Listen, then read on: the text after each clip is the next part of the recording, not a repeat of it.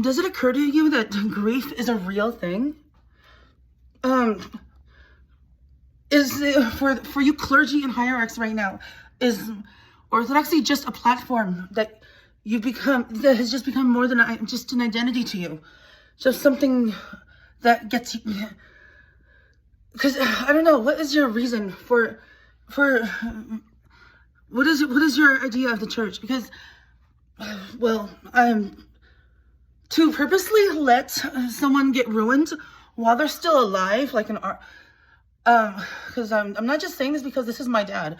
Imagine this is anyone's father, when people plotted and systematically, like literally, like I have all the proof in the world, and they knew someone was not a sick person or a sex offender, but tried so hard to get them on the sex offender registry and ignored my calls through such, really, very real situations.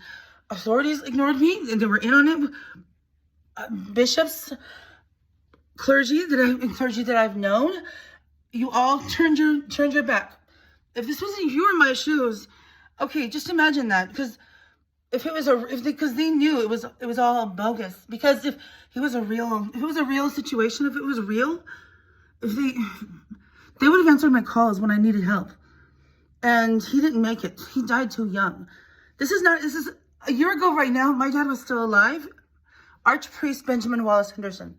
And if you remember him in your time as a good person, that's what he was. He was exactly how you remember. And if you know, if he was listed as an archpriest and after his death, there wouldn't have been a funeral if they knew he was really a sick person, because it was all bogus. They knew it. They had everything of all his years of stuff in storage in someone else's name, literally not giving him access to it. And I was just called crazy. I was really not sure why, but I will continue to raise my voice on this. I'm already working on a memoir and other, and other experiences from my lifetime with my dad and what I've learned and stuff. So, and because so much is, but this cannot just be glossed over, because I've reached out to so many clergy and priests and hierarchs, and while he was still alive, and nobody gave a damn. This is not the Orthodoxy I remember. Shame on you all. Shame on you all. Enjoy your platforms then. If you're using Orthodoxy like a drug. If something is very real, you don't care. So, but when you give your sermons, it's like, it's one thing. But what is it? But it's not. We're not supposed to just be called Christians. How about living it? How about when something is very real? Grief is not something small. I'm going through this alone because of why?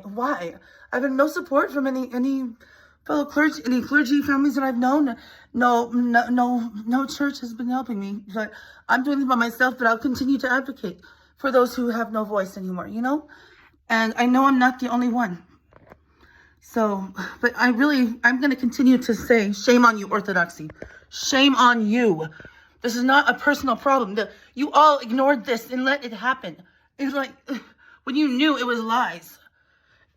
Ignoring my calls instead of helping someone who's sick and suffering, you laughed at me. And I'm not going to get my dad back again.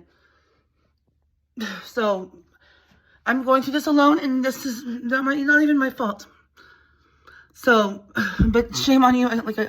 I'll continue to say, shame on you, Orthodoxy. Get your act together.